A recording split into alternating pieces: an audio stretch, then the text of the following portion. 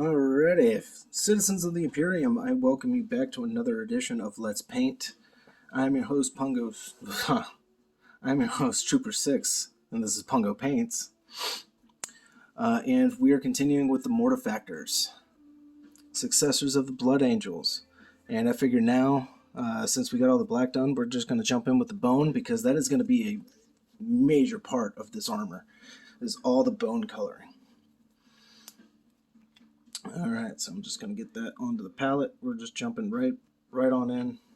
Probably used a little too much right there. It's fine. It's whatever. Don't matter. Let me get that new brush back out. It was working pretty well. Alright. No other way to do it but then to do it. We're going to start with these legs, because why not?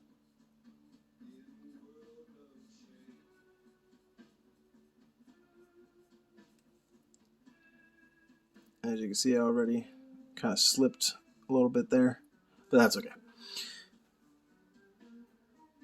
Can cover it later. Because I was going to break out the black most likely again, just for some touch-ups.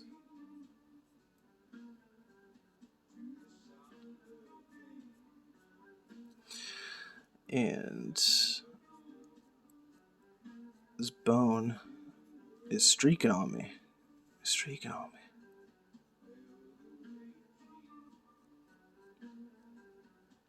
If we gotta use 2 coats, that's fine, but I need to... I'm getting a little too sloppy.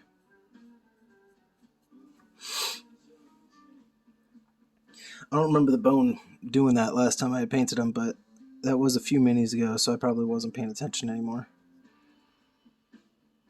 Alright.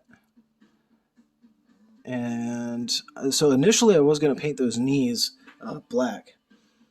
But my thought process on that one was because these were going to be bone, and I was just assuming that these were going to be bone, so that was going to break up the black bone.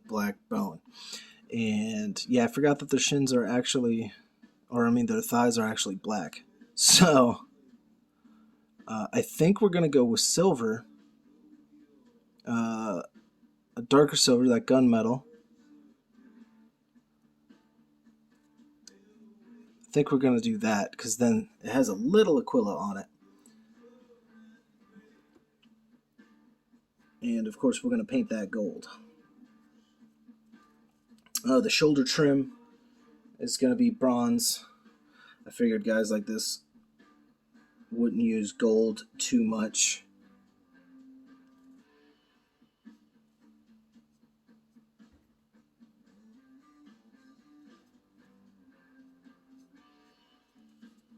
Yeah, it looks like everything's going to have to use possibly a second coat.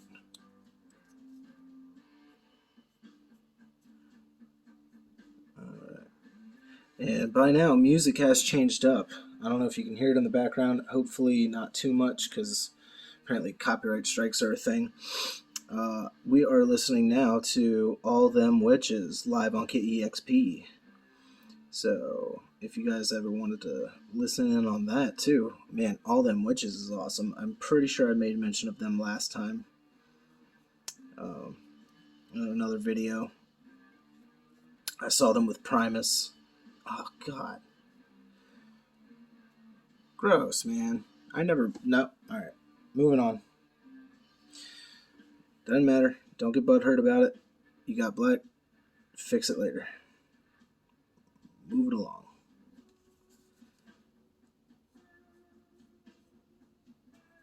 Yeah, that was that was pretty much inexcusably sloppy on my part, at least in my head. I know it's not that big a deal, but to me, I just had like an inner panic attack. Mainly because, as I stated before, I don't like going back over my work too much. So to avoid cleanups is awesome.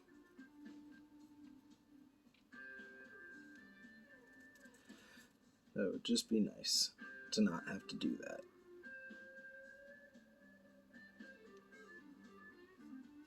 But it's okay. We're going to get there. We're gonna get there together. That would be really cool if y'all were painting a Mortifactor along with me. I wonder if anybody would be doing something like that. I mean, by all means, paint along with. That'd be cool. Have me on in the background, watch. Doesn't matter. Let's just hang out. If you're thinking I'm one of those people like, oh man, yeah, I could totally hang out with him and have a beer, I'll let you know now. I'm a little introverted for that. I don't mind hanging out, though.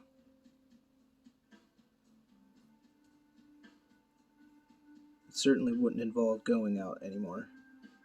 Unless it's to a concert. Daddy ain't got much time for going out anymore. Nor do I have much desire for that kind of stuff anymore. I've spent plenty of time in my teenage years and in my 20s going out. I was never a big bar person. So if I was ever really, really drinking, it was at a party or something like that. Had my fair share at parties and dumb decisions. As you guys already know now. It happens. What's life without a little story or here and there? I don't like how splotchy this shin looks, so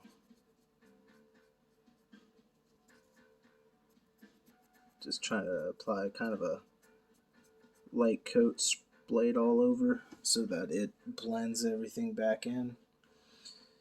Because we will be hitting everything with the cheat oil. I know I keep calling it that. I'm talking about the shading, the Nuln oil, the infamous Nuln oil.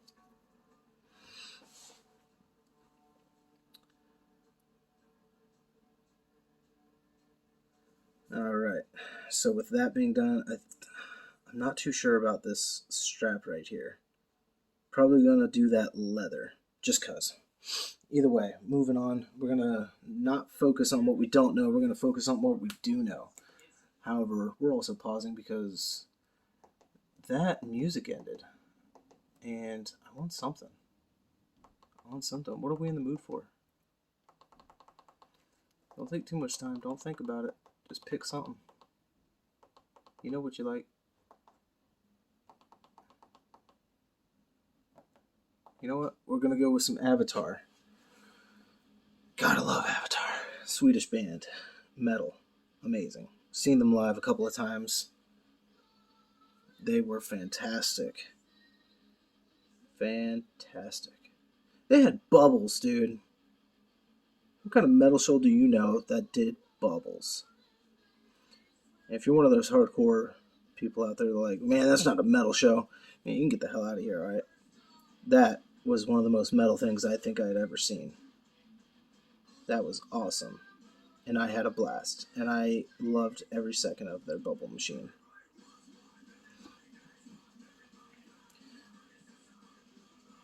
Alright. Just trying to get his booty and his belt nice and done up. He's got to go night out on the galaxy. He's got some Xenos to kill. He's got some people to eat. Because let's not forget, the Mortifactors are basically cannibals. All Astartes have that ability. And I don't mean just eating anyone. Anybody has that ability. But the ability to consume their memories and knowledge just by consuming their flesh. I don't know if it's specifically stated if it's just their flesh or if they have to do the brain. I would like to think that it was the brain that they have to consume if they want to know what they know. You know what I mean?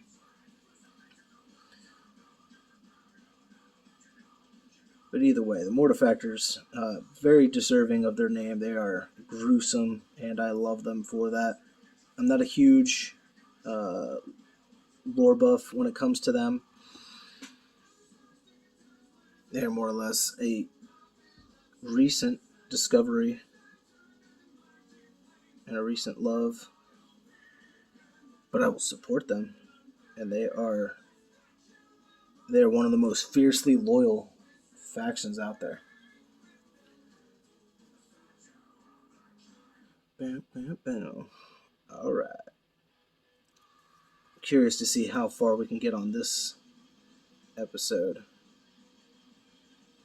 So we got all the black done on the last one, which was awesome. And all of this is going to need another coat. But we're going to move on to the torso to give that time to dry, and we'll come back to it. And if need be, I don't like to cheat, but if need be, I can always apply a second coat off camera. Just for the sake of videos. I know all that's going to get covered with an arm and glue, but hey, whatever. So, how y'all doing today? Doing alright? You can let me know.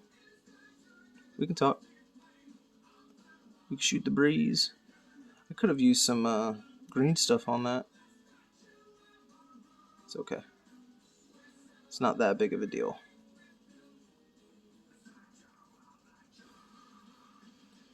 Somebody had once asked me if I was a professional when it came to miniature painting, and I was like, oh, I certainly want to tell you yes.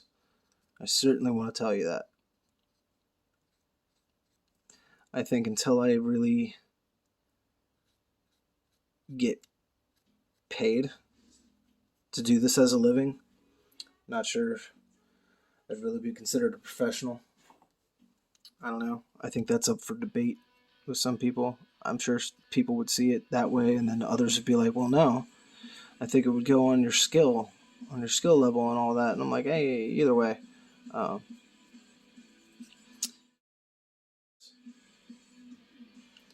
That's all I'm aspiring.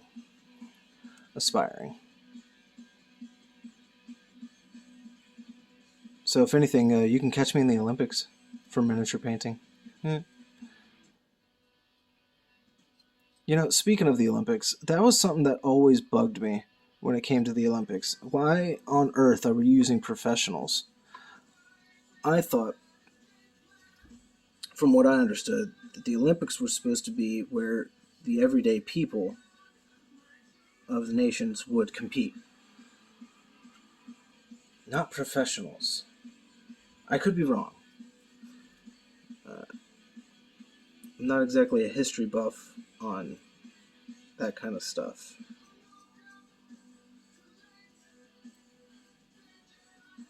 But it kills me that it's all just professionals. I'm like, look, dude, you're already doing this for a living. Do you really need to be here?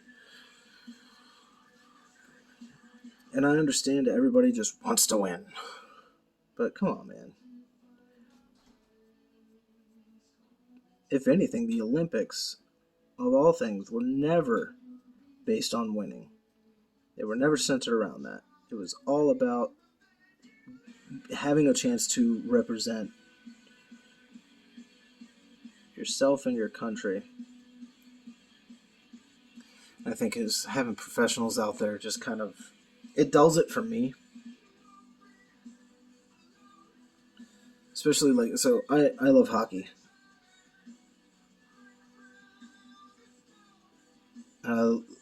I love watching Olympic hockey and everything like that. But at the same time, I'm like, I see these guys all season long. And yes, there are a lot of players on the Olympic teams that you don't see because they're not playing in the NHL.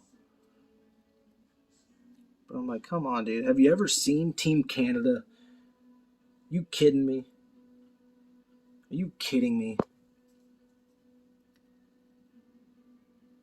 You've got people like the infamous Sidney Crosby. But you've got them on the same line as my boys from the Bruins, man. You got Patrice Bergeron. The only one I would ever dare call the GOAT. I think he's amazing.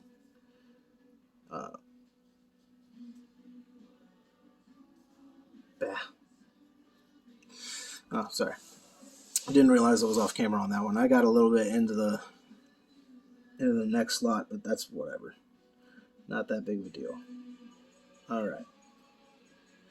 A lot of this bone is coming out a little splotchy in certain places.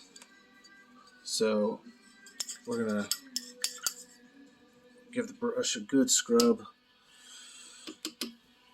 Get some of that water off there, and we're going to go ahead and try to get another coat across the belt and crotchal regions.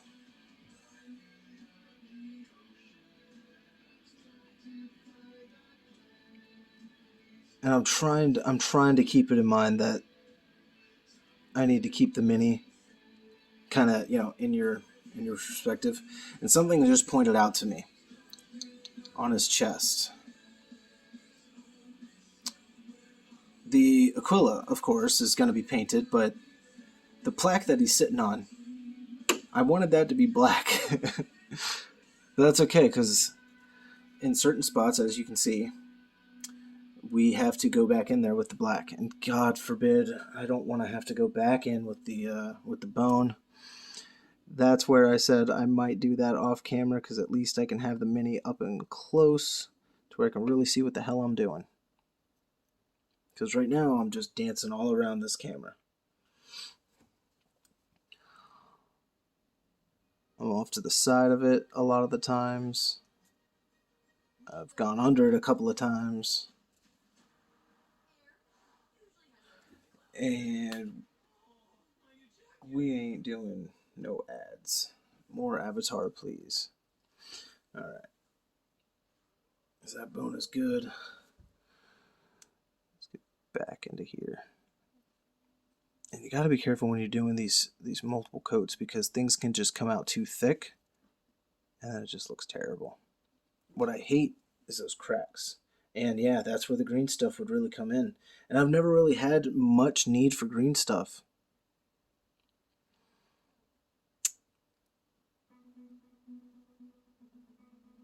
If I could get just the right amount of paint there, it could fill that little crack.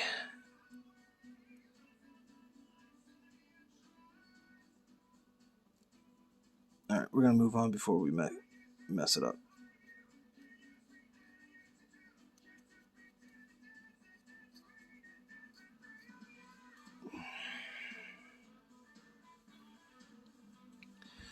Just trying to spread that paint without making it gook.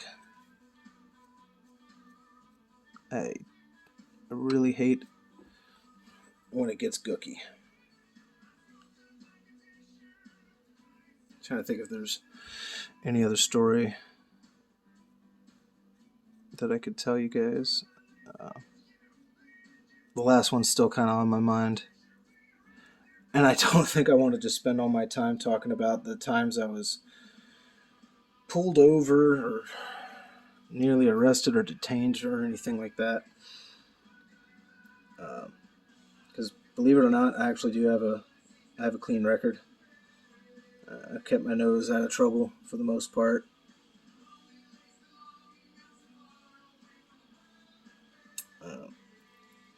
So I do remember I got pulled over once. My very first time being pulled over. It was like somewhere between 2 and 4 a.m.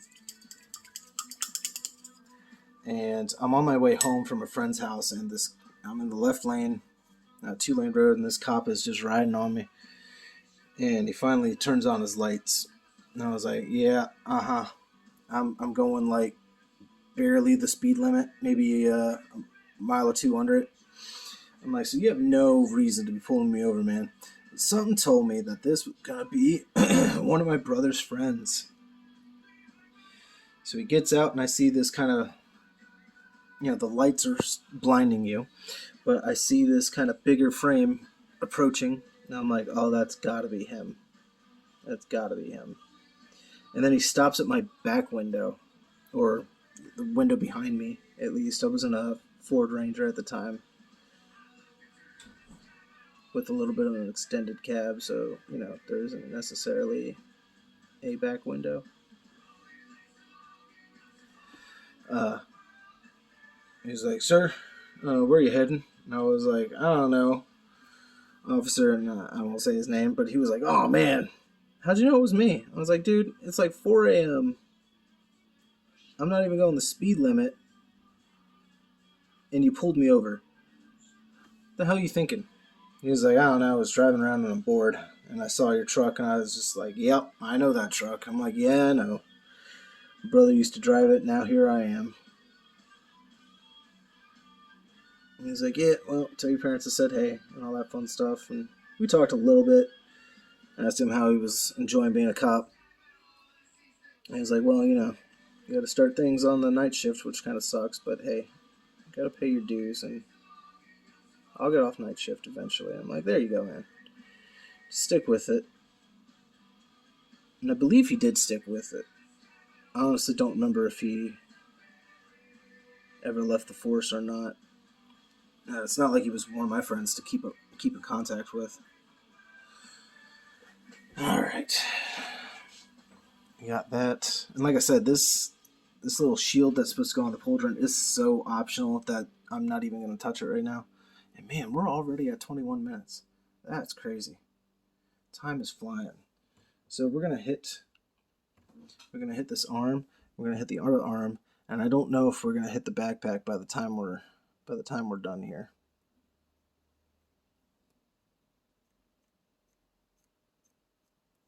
Bah.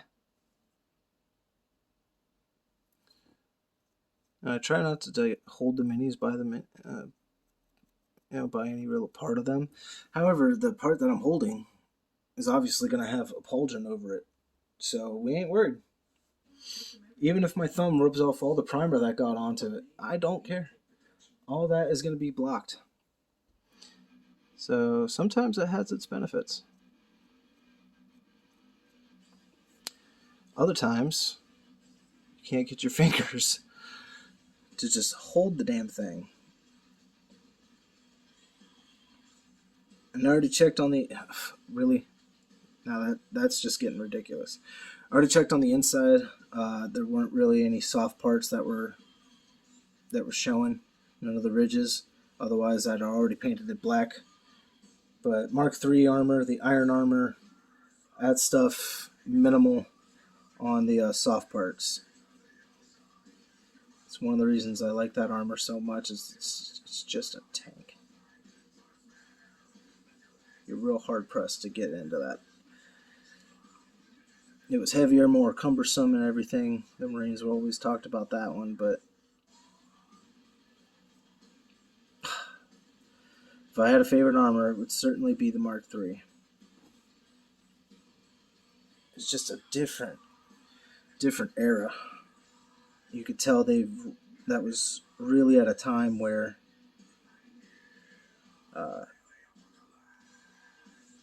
the Great Crusade was really grinding for expansion and reunification of the human race across the stars.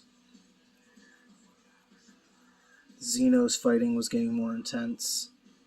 Yeah, the Crusade armor Mark II was doing a good job, but this Mark III was definitely an upgrade.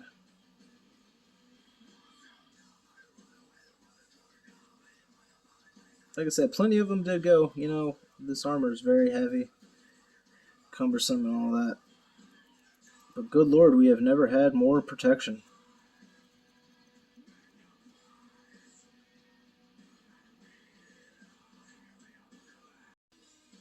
Alright. Should be okay for now. I really hate that I've gotten that sloppy with it. So this one will have to be approached maybe a little slower. Let's see what we got. I'm still using that same new brush. Let's go for this trim. Get the little trim out of the way. Speaking of trim, the Mark IIIs have these little ridges. I was considering... I was going back and forth because, this mini's been on my mind for like a week. I've been jumping back and forth about doing either white or mummy robes to accent that. Because usually what I would do, you can see it on some of my Carcharodons, Whenever I have raised ridges like that, I will do white to give it a nice little contrast in there and to just bring that mini to life with extra detail. Because I use a darker gray when it comes to my Carcharodons. But I don't know. We'll see. I could always try Mummy Robe, and then if I don't like it, I could just go over it with white and call it a day.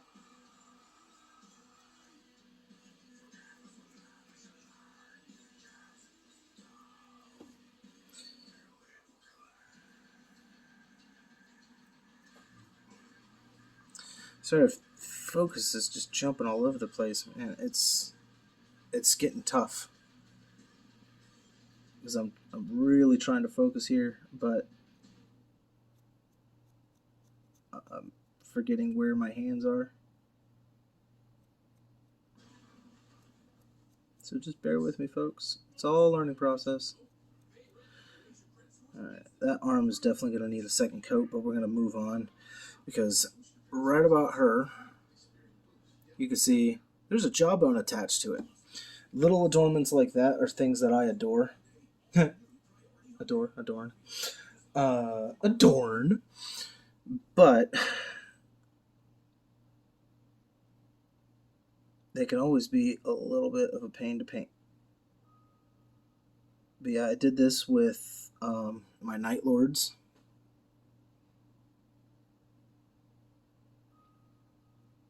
I put little jawbones. I put them on the bolter just like this, and then I put them on the on his pauldron too. It was kind of like little trophies. And there was a second jawbone, and I was gonna do that for this, but it's gone. I might clip another one before we get that far. But yeah, that's just a little something I always like to do. It's a little morbid. But we're going to move on, let that dry.